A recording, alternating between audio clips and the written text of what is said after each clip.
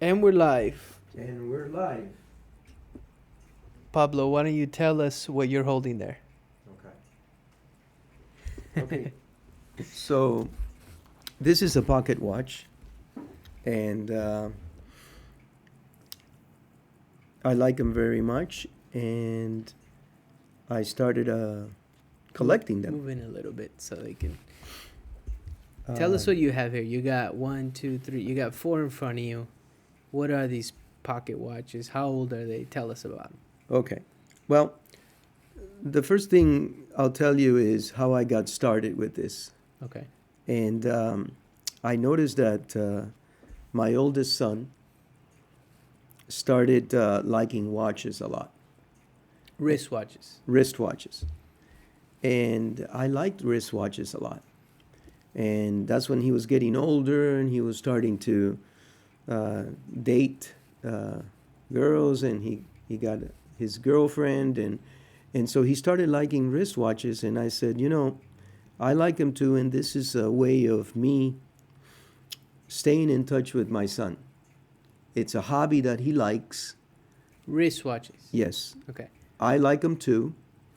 And so I started getting into it so that I could continue to stay close to him. We were very close, but so he motivated me.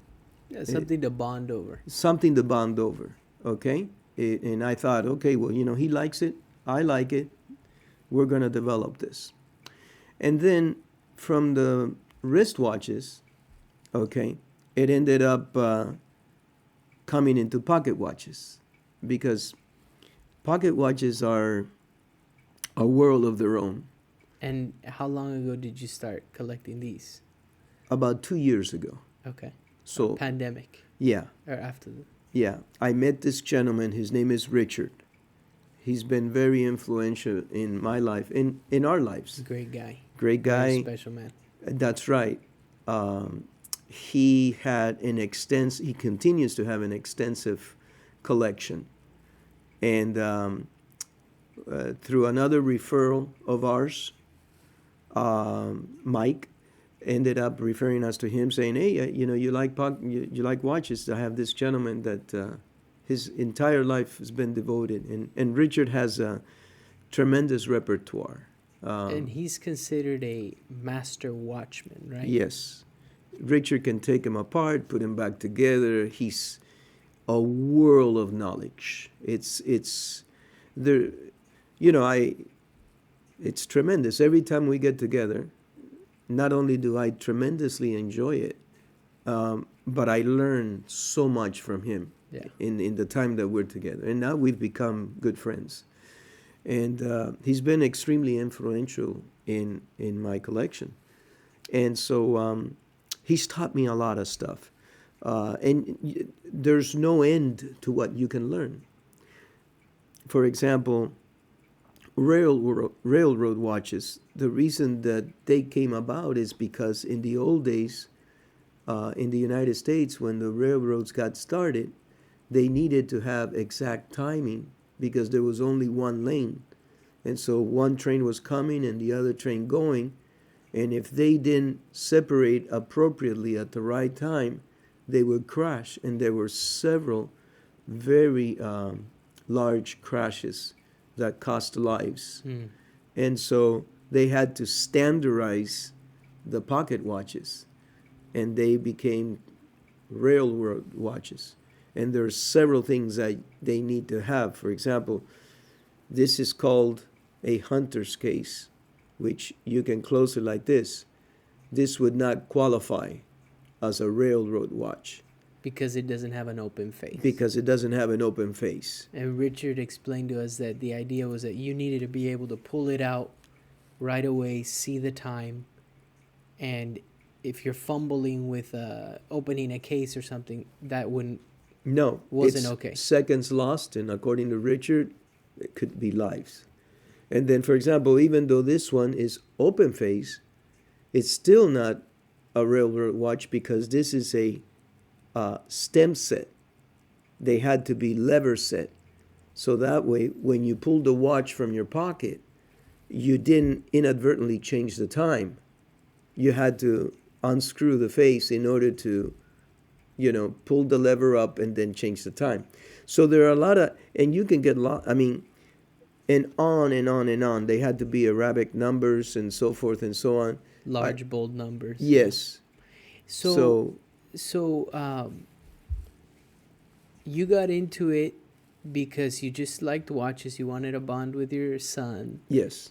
And then you got into pocket watches. Now, these are not practical in terms of use for day to day, but a wristwatch you could use every day. Mm-hmm. So, what attracts you to the pocket watch that you wear them, right? You also do wear them. I wear a pocket watch every day of my life. Okay, so you wear it, but you're not really using it so much to tell the time, more as just a piece to. It's a hobby I have. Yeah.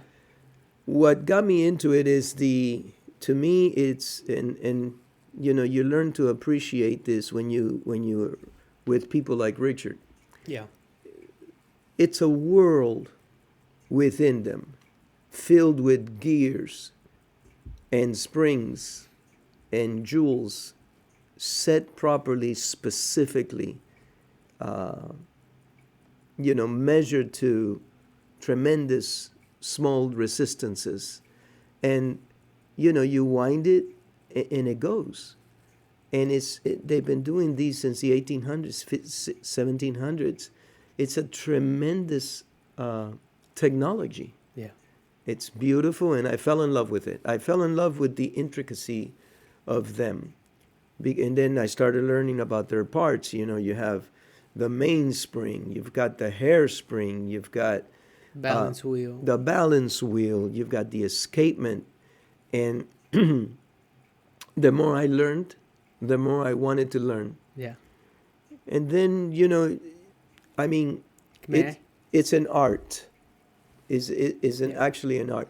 And actually, when you think of wristwatches or pocket watches, everybody thinks of, the Swiss, which is, they've done tremendous jobs. The Germans, okay, tremendous jobs. They're very intricate, very detailed. But at one time, the United States of America was the leading force in all these. Okay, you had the Hamilton Company, which was fantastic, and you had the Howard Company, which was fantastic. And then you start getting into the history of these companies, Right. and the reasons why they were created. And it's just an immense amount Waltham. and Waltham. I don't know if that's American. I'm not sure, but Yeah. I know I've seen Waltham. Hamilton. Ball, Oh, the ball. the ball official, which you gave me. Yeah. You gifted me, which was really cool. Yes. And so. So but how what- old is that one? Sorry to interrupt. Okay, this one was built in 1910. So what you're holding in And your it's still hand running. is over 110 years old. Yes. This one was built in 1910. And you have the serial number and everything, and it's from the Hamilton Watch Company. And it's still running. It's a beautiful thing. For example, this one, The Hunter case. the Hunter case, this one was built in 1903. Wow. Okay? And one thing I noticed was that And it's still running. that's amazing. In great condition too. Well, that's the thing about Richard. He's got things absolutely in impeccable condition. yeah. I mean, for being over 100 Oh. years old, for that thing to be in that condition, that shape. I mean, look at how long does our phone last? Oh. We drop it all the time and everything, which I'm guilty of. Yeah. Dropping my pocket watch, which was painful. Oh, that was And painful. we caught it on tape. But Richard fixed it. Well, you're playing with the grandkids. Yeah. Yeah, the you're nieces, the playing with your nephews, and you forget you have a pocket watch, and you start doing headstands, and of course you're gonna. But That was painful. another thing that's really cool is how the design of them, Yes. Yes, some of them are more plain, more of a plain, and some of them are super intricate. Very like ornate. this one is very ornate. Yes. And one thing that Richard shared with us is that they could be gold filled or they could be solid gold, Right. right? So, like, for example, that hunter case that has a gold color is gold filled, correct? It's gold filled. It's not solid gold. It's not solid gold. So, what can you explain the gold filled? And I know that, I mean, I'm an amateur at this. So am I. You're more of a collector. What is the gold filled? I believe the gold fill is a layer. Okay? I'm not quite sure. Well, if I do recall, Yeah. he said there's gold plated and then there's gold filled. Right. And I think gold filled was more of a mixture. Yeah, that's right. Several Gold plated alloys. is a layer, and gold filled is more of a mixture. So the gold fill will last longer than the gold plate. Right. And he shared with us, Richard, that some of them are like 30-year, 20-year, 15-year, which what that means on the gold filled is it will wear off, the gold will wear off in 30 years. Right. Or if it's a 15 or 20-year, it'll wear off a lot quicker. Right. And the gold color goes away. Yes. And the gold plate, which is just the layer that I was telling you initially, that wears off a lot faster. Right. Right. But you know, they're just I think they're a marvel of engineering. And then having gone through this, and you know, I've said it many times, you can learn anything in YouTube. YouTube has tremendous amount of data everywhere. And so I started getting into that because of my oldest son, the wristwatches, and how they take them apart, how they clean them. The solution. Oh, and you know, it's like you're prepping yourself for surgery. Yeah. For in some instances, they have labs that are super clean, dust free, and on and on and on. And you can get into, for example, the jewels that they have. They can be synthetic jewels, and they're supposed to be frictionless. And the reason they're frictionless is because it's going to allow the pocket watch to run longer, smoother, on time, because there's less friction, right? But all of that had to be discovered. Right. And it was just one thing after another. The other thing that and you get into the history of it because, for example, when they started doing the pocket watches, one of the hardest things for them to figure out was the release of the energy in constant increments. Okay? That was the hardest thing to figure out. So for somebody watching that doesn't really understand what you mean, release of energy, you're talking about when you wind the watch, Yes. you're winding it so that it can last X amount of hours. Let's just say 24 hours. But what are you winding? Some sort of coil within it. Yeah, it's the mainspring, The mainspring. which is held in the mainspring barrel. Okay, and then slowly that starts. The time it's telling. Well, it's got a time, little knob that stops it from unwinding, and then gradually- it's got a set of gears. It's called the wheel train. Okay. It's got 3 wheels, and a couple of those hold the minute hand and the hour hand, and then that is connected to something called the balance wheel, which has a mainspring, a hairspring, okay, but it has the escapement. So the escapement, the balance wheel is the heart of the pocket watch, okay, but the escapement is, let's say, the brains of it, because the escapement is what allows the energy from the mainspring to escape in increments. Got it.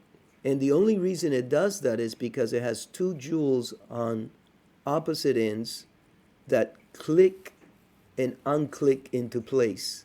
Click and unclick into place. Now that took 100 years to develop. And what's a jewel? It actually was a regular jewel. Now they're synthetic. Okay. So it's like a little Yeah, it's a gem gem stone. of some sort, Yeah. and it allows it to what? It, It's it the frictionless. You said. frictionless, and they're very heat resistant. Okay, and it's frictionless. Is it like? Is that where the screw goes, or no? No, Okay. no, that's not what the screws goes. They have the I forget the name of it. It's like a little lever that goes in so that it can move the wheels. Got And it. the jewels now they're synthetic, um, and it makes the watch run a lot smoother. Because just remember, this is metal. So if you don't have a jewel, you would have metal to metal. Got it. Got Okay, it. And then you but have the oil. It you has have to be certain lubricated. oils, and that's another thing. I mean, everything. For example, I've talked to Richard, and you have different viscosities in the oils. So if you get an oil with too much viscosity, that's bad. Too little viscosity. So you have to know which oil to obtain and where exactly to apply it. My rudimentary understanding of this is that you do it in the jewels area. Um, and remember, I'm an amateur. I know very little about this. Every time I go see Richard, I realize how little I know. Okay? But But you've been at it a couple years now, so you've yes, learned. yes, and I've gone, like they say, a rabbit hole and things. But it's very interesting because there's a history to everything. Yeah. When you can fall in love with all this stuff because as the development of the history went on, the reason why they standardized um, the railroad watches, to avoid accidents, to save lives, and then the engineering aspect that comes into this it's just an incredible thing. It's just an incredible thing. But the escapement, the escape wheel, the escapement, what I was going to tell you was that if you don't have that, then what they compare it to in the old days is you get a balloon and you blow it up, and then when you let it go, it just all that energy comes out at once. Okay? Yeah, makes sense. Well, think that that balloon is the mainspring. So that energy needed to be controlled, and then they came up with the escapement. So it slightly releases air. Yeah, it ticks back and forth, allowing the energy to be released in equal increments, and that's what makes the watch run. I mean, it's incredible. And then you have, if you really want to, I mean, I've read a lot about this stuff, but you have then in wristwatches and in these, you have all kinds of complications or additional gadgets. For example, you can get in, but they get expensive. These are very nice, and they're not that expensive, but you can pay a ton of money for one of these depending on what it has. For example, there's one that has a reserve, okay, that tells you, okay, how much longer it has before you have to wind it, okay? Yeah. You can compare that to a wristwatch where they show the dates, some of them show the lunar things, some of them show, I mean, Yeah. you can get a tourbillon, which is, extremely expensive. A tourbillon from Swiss, it's going to cost you 70,000 just to add it onto a watch. And they're very expensive watches, and so I have none of that. And then for example, this one, you wind it. When you hit the end of the wind, this watch will run for 8 days. And then I'm trying to figure out, okay, well, how does this watch do that, and why doesn't this one do it? Well, one of my jewelers explained to me that it has an extra gear that sets it up to do another increment. I'm not quite sure how to explain it, but it does have extra gears to be able to withstand that kind of length of time. Because usually It's they'll not run that 24 hours. it's not that the mainspring is bigger. You know, that's what I thought, but I'm not quite sure on that Yeah, one. But yeah. we're gonna So ask this Richard. lasts 8 hours. No, Wow. 8 days. Oh, 8 days. I'm 8 sorry. days. It'll last 8 days. And these last how long? 24 hours. About 24. 24 hours. You know, when you were talking about the complications, and this is not necessarily only to pocket watches, but our good friend Art, when we went to Oh, him to the shop, the store, he was showing me a watch that had it was I be- it was a watch that had a what's it called when like a stopwatch, right. and he was explaining to me the I forgot what it's called, but it could do like a Yeah. Well, see, stopwatch. Art, our friend Art, Well, let me tell you real quick. he's a. I mean, he can build watches on his own. That's not That's his trademark. amazing. Yeah, the guy's But an engineering genius, let's say. the what he was explaining was the stopwatch on it was invented for the military because when someone was out on the field and heard an explosion, they would hit the stopwatch, and then when they saw it, let me make sure I get this right. Light travels faster than sound. Okay. So that's why you see the lightning before you hear the thunder. Okay. So you would see the explosion, you would hit the stopwatch, and when you heard it, you would hit it again. And based on that difference of seconds or milliseconds, there's a calculation that you can make that tells you how many miles away they are. Oh, wow. Yeah, see, Art is an incredible human being. Yeah. But And I mean, every time we get together with these people, it's just like you realize how it's a humbling experience. oh yeah, no, the knowledge is Oh, another intense, thing brother. that's so interesting is if this is from 1910, Yes. how many hands did that go through?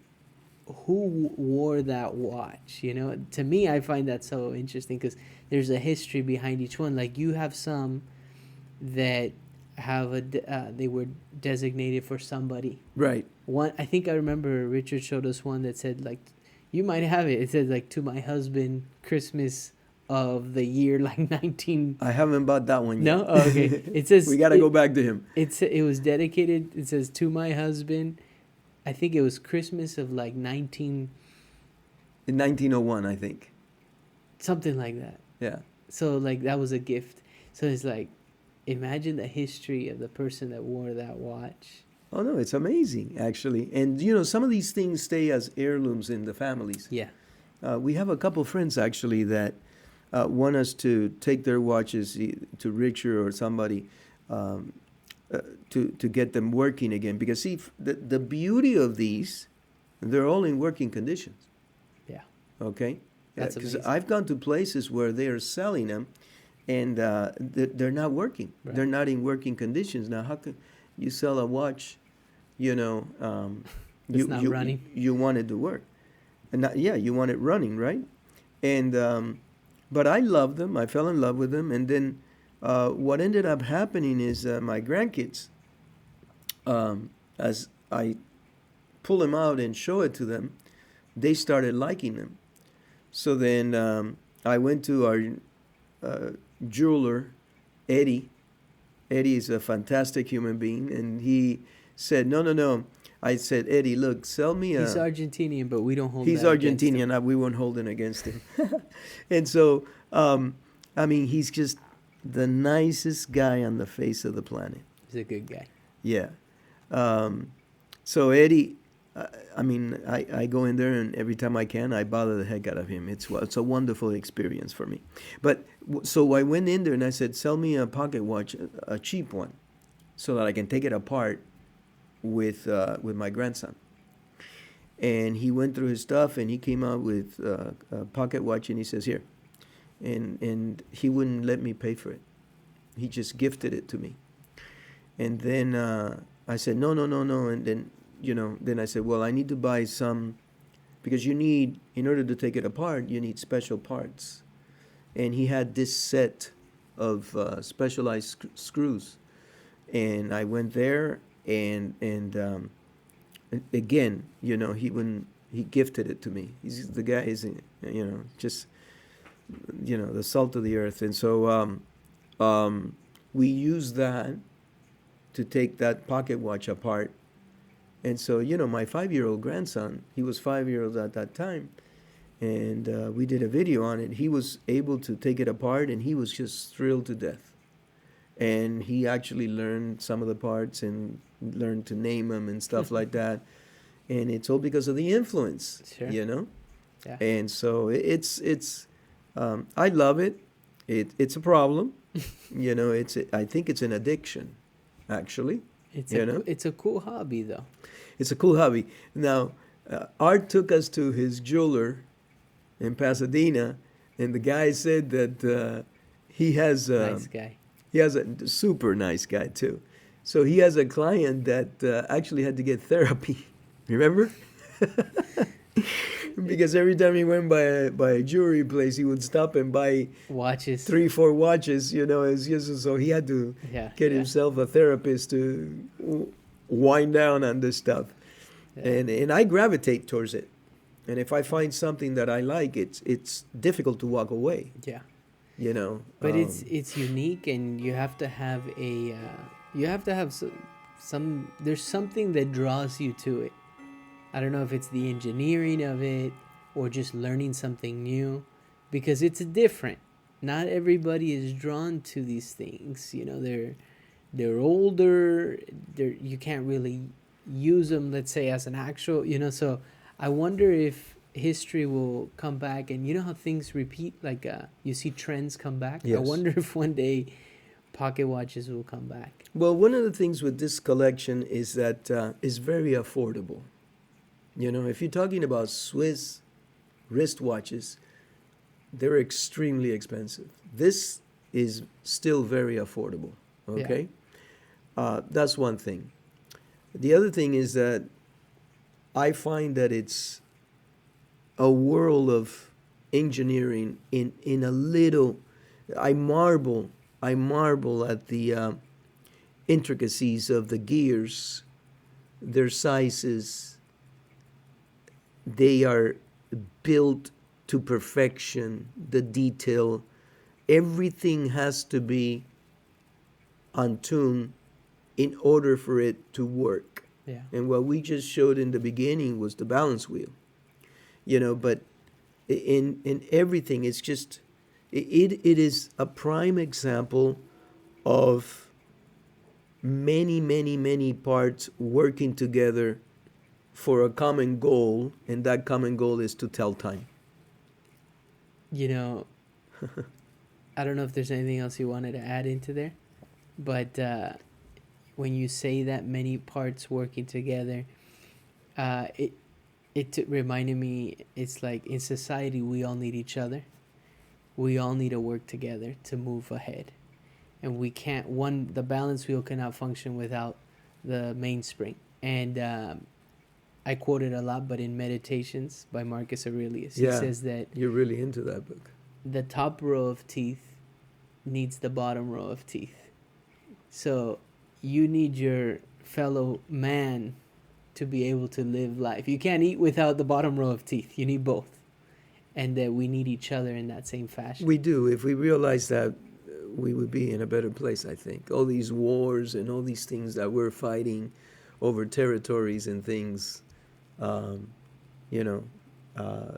they just don't make sense, because we're all in this together. Yeah. And if we're not careful, we're going to really hurt ourselves. We're all in the same boat. We're all in the same boat. You said the other day. Elon Musk has said that. Someone said, there was something that, I don't know if you said it the other day, but you were basically, I think someone was saying that we are all in the same boat together. Did you say that? Well, I say it a lot. One of the things that I remember Elon Musk saying is that he open sourced something. he let it out to all the car companies, all his schematics on the electricity of his cars, how he forms his electric cars or something. He open sourced it. Because if he says, if somebody can make a better car than Tesla, God bless them. Even if they put Tesla out of business, because this is a world thing.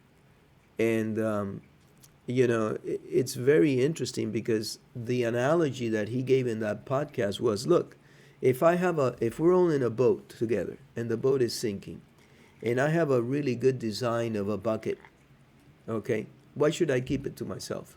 Yeah. Share it with everybody else. We're all in the same boat. So we use the same design that's extremely effective to get the water out of the boat. And then maybe we can just all survive. Right.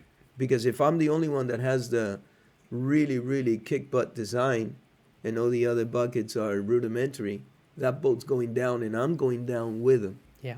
So he's got that type of mentality. I think, There's some things I don't agree with everything that he says, but some of the stuff he says is really on point. it makes sense. And we all need We all need each other. no doubt about it. Yeah. I don't know how we got to that with this, but Like the parts of a watch. yeah, like the parts of the watch, they all need to work in conjunction. Cool. Anything else you wanted to add on your No. new hobby? No, it's cool. I love it, and thank you, Eddie. Thank you, Richard. Art, and I forget our new friend Shant. Shant. Shant. Thank you guys for Good guys. indulging me in this hobby. Cool. We'll wrap it up there. All right.